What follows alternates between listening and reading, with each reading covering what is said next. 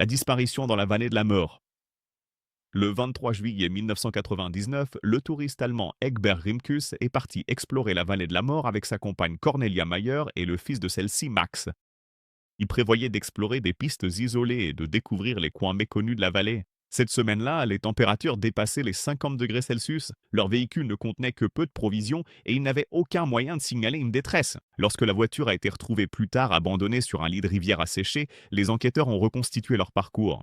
La famille avait tenté de quitter la vallée à pied après s'être retrouvée coincée. Le désert qui les entourait s'étendait à perte de vue.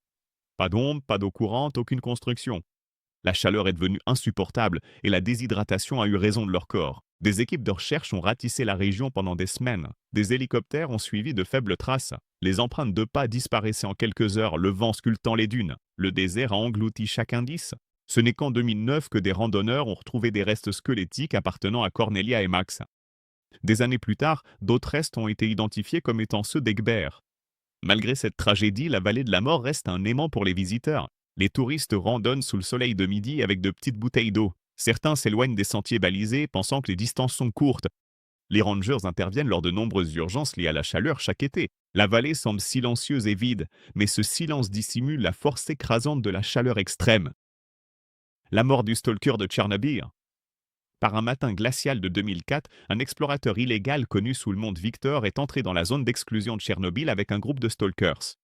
Il voulait voir la ville abandonnée de Pripyat, ses salles de classe silencieuses et la grande roue rouillée laissée après l'explosion du réacteur en 1986. À l'époque, les patrouilles étaient moins fréquentes et le groupe avait prévu une journée entière d'exploration. Ils ont traversé les bois enneigés en transportant un équipement minimal.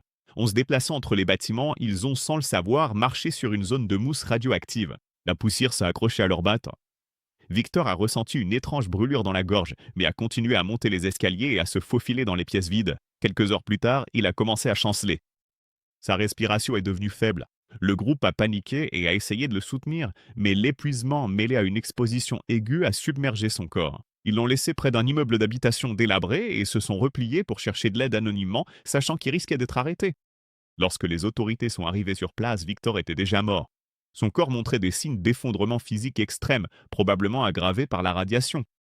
Aujourd'hui, les touristes parcourent Pripyat sur des itinéraires contrôlés. Ils prennent des selfies devant des fresques écaillées, des pianos brisés et des tricycles abandonnés. Certains s'agenouillent sur un sol contaminé, touchant des objets qui devraient rester intacts. Les guides leur disent d'éviter la mousse et le métal rouillé. Pourtant, à chaque saison, quelqu'un ignore un avertissement pour obtenir une photo spectaculaire dans un lieu qui porte encore les menaces invisibles de son passé. La tragédie de la chaleur du Danakil. Au début de l'année 2008, un touriste italien nommé Paolo a rejoint une expédition dans la dépression du Danakil, en Éthiopie. Les guides ont informé le groupe des conditions extrêmes, des évents de gaz volcaniques, des champs de sel instables et des températures approchant les 50 degrés Celsius. Paolo écoutait attentivement mais ne semblait pas inquiet. Les couleurs du Danakil, les jaunes éclatants et les verts toxiques, l'attiraient toujours plus loin. Le paysage du Danakil ressemble à un rêve déformé. Des bassins d'acide bouillonnent violemment. Les cristaux craquent sous les pas comme du lait. La chaleur monte du sol, faisant vibrer l'air comme si le monde était en train de fondre. Après que le groupe a traversé une vaste plaine de sel, Paolo a commencé à ralentir. Ses jambes se sont affaiblies. Il a dit au guide qu'il se sentait étourdi, puis s'est assis sur la croûte de sel. Le désert ne laisse pas le temps de se renaître. La température de Paolo a grimpé rapidement, un coup de chaleur typique s'est déclaré en quelques minutes. Le groupe a essayé de lui faire de l'ombre avec des foulards et lui a donné de l'eau, mais le véhicule le plus proche était loin de leur itinéraire. Lorsque les secours sont enfin arrivés, il ne répondait plus. Sa mort a marqué l'une des nombreuses tragédies recensées dans cette région impitoyable. Pourtant, le Danakil continue d'attirer ceux que les paysages dangereux fascinent. Les visiteurs observent des bassins bouillonnants à seulement quelques mètres. Ils photographient la lueur volcanique de l'Ertaal la nuit. Ils marchent sur les mêmes étendues où la vie ne peut pas survivre. Et à chaque saison, les guides répètent leurs avertissements aux nouveaux visiteurs qui sous-estiment l'endroit qui a offert à la Terre certaines de ses couleurs les plus violentes. Le chemin de la mort du mont Hua. Un matin de l'année 2011, une jeune étudiante chinoise s'est engagée sur la passerelle étroite du mont Hua. Son nom n'a jamais été rendu public, mais ses amis l'ont ensuite décrit comme prudent, concentré et enthousiaste à l'idée de découvrir la passerelle aérienne de la montagne. Les planches de bois fixées directement dans les falaises verticales s'étaient déjà forgé une réputation comme l'un des itinéraires les plus dangereux d'Asie. La passerelle elle-même n'est rien de plus qu'une fine bande de planches usées, maintenue par des broches métalliques rouillées. Des chaînes claquent dans l'eau. La paroi rocheuse se dresse d'un côté, tandis qu'un vide béant s'étend à perte de vue de l'autre. Chaque pas demande une attention particulière. Le groupe de l'étudiant avançait lentement, s'arrêtant à certains endroits pour prendre des photos de la vallée très loin en contrebas. À mi-chemin, l'étudiant a déplacé ses appuis, essayant de se positionner pour une photo. Des témoins ont entendu le frottement de sa chaussure contre la planche et le bref cliquetis de la chaîne de sécurité. En un instant, il s'est penché trop loin, a perdu l'équilibre et a glissé dans le vide. Ses amis ont crié alors qu'il disparaissait dans le brouillard. Les équipes de secours ont cherché pendant des heures avant de confirmer qu'il avait fait une chute mortelle. Aujourd'hui, les planches restent bondées de randonneurs, d'influenceurs et d'amateurs de sensations fortes impatients de se filmer au-dessus du gouffre. Beaucoup s'attachent mal à leur harnais. Beaucoup se penchent en arrière pour des photos spectaculaires. Et le sentier continue de receler son danger silencieux, suspendu entre beauté et erreur fatale de jugement. Le pêcheur de l'île aux serpents. Au milieu des années 1960, un pêcheur nommé Joao a été pris dans une violente tempête au large des côtes brésiliennes. Les vagues ont poussé sa petite embarcation vers Ilha da Queimada Grande, connue dans le monde entier sous le nom d'île aux serpents. Son bateau s'est écrasé contre des rochers acérés et Joao a grimpé sur l'île pour chercher un abri. Il ne savait pas que l'île abritait l'une des plus fortes densités de serpents venimeux au monde. Des vipères fer-de-lance dorées se déplaçaient dans les sous-bois, sur les branches et sous les troncs tombés. En quelques minutes à peine après avoir posé le pied sur l'île, Joao a subi plusieurs morsures. Lorsque les secours ont finalement atteint le rivage, ils ont trouvé ces restes entourés de signes de la présence des vipères qui dominaient l'écosystème de l'île. La marine brésilienne a ensuite interdit tout accès à l'île, n'autorisant que des équipes scientifiques sous des précautions strictes. Pourtant, des pêcheurs continuent de s'aventurer près du littoral, attirés par l'abondance de poissons. Certains jettent l'ancre trop près des rochers. Des rumeurs persistent au sujet de bateaux qui auraient disparu après que des tempêtes les ont poussés vers l'île. Aucune de ces histoires ne se termine par une survie. L'île aux serpents reste intacte, un lieu où la nature a évolué sans intervention humaine. Elle est à la fois fascinante et mortelle, et ses dangers ne viennent ni de la hauteur ni de la chaleur, mais d'un simple faux pas dans un feuillage qui dissimule des prédateurs silencieux. La catastrophe de l'évacuation de Montserrat. Le 18 juillet 1995, le volcan de la Soufrière Hills à Montserrat est entré violemment en éruption après des siècles d'inactivité. Les cendres se sont élevées à des milliers de mètres dans le ciel et les autorités se sont précipitées pour évacuer la partie sud de l'île.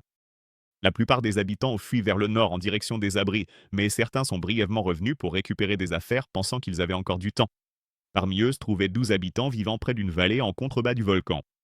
Ils se sont déplacés rapidement dans leur maison, emportant vêtements, photos et documents. Le nuage de cendres semblait s'éloigner de leur position, donnant l'illusion de la sécurité. Mais une éruption soudaine a déclenché une coulée pyroclastique dévalant la pente. La vitesse, la chaleur et la densité de la coulée rendaient toute fuite impossible. Les 12 personnes sont toutes mortes en quelques instants. Aujourd'hui, la capitale abandonnée de Plymouth repose ensevelie sous des couches de cendres et débris volcaniques solidifiés.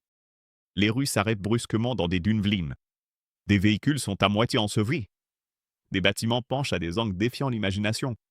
Des touristes visitent les lieux avec des guides locaux qui les mènent à travers des zones interdites, toujours attentifs aux sols instables et aux évents cachés. En 2010, un nouveau panache de cendres a surgi alors qu'un groupe visitait un point de vue. Les guides les ont rapidement ramenés à leur véhicule alors que de fines particules envahissaient l'air. L'éruption était de faible ampleur, mais elle a rappelé que le volcan reste actif. Le danger peut sommeiller, mais il ne disparaît jamais. La chute fatale au lac Macron.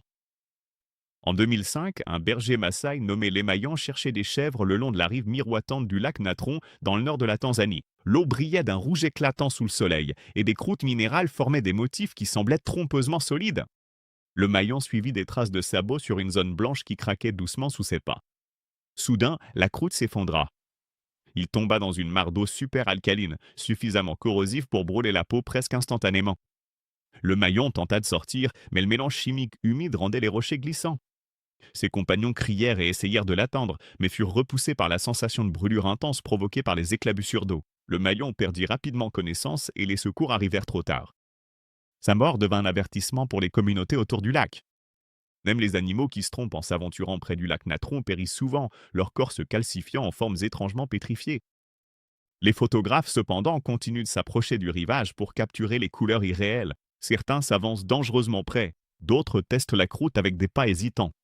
Le lac offre des paysages à couper le souffle, mais il dissimule des dangers chimiques sous sa surface paisible. Natron rappelle aux visiteurs que la beauté peut cacher quelque chose de bien plus hostile. L'échec du sauvetage dans la lave du Nyiragongo. Le 17 janvier 2002, un jeune homme nommé Abimana courait à travers la périphérie de Goma alors que le mont Nyiragongo entrait en éruption avec une violence fulgurante. Une fissure s'est ouverte sur le flanc du volcan, libérant une lave qui avançait plus vite que n'importe quel humain ne pouvait courir. La nuit était illuminée de rouge et la fumée flottait au-dessus des quartiers. Abimana a rassemblé ses jeunes cousins et les a guidés vers un poste de contrôle des Nations Unies. La cendre tombait comme une neige noire. Le sol tremblait sous leurs quilles.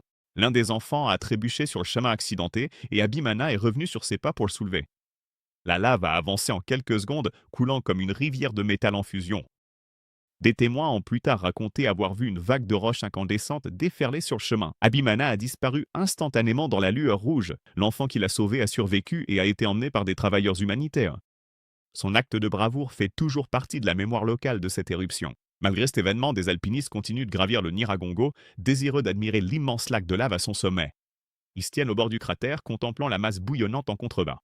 La chaleur irradie avec intensité. Des fissures apparaissent sur le sentier sans prévenir. Les guides rappellent sans cesse aux touristes que le volcan peut entrer en éruption à tout moment, laissant à peine le temps de fuir. Mais l'attrait de voir le cœur en fusion de la Terre continue d'attirer les gens vers le sommet.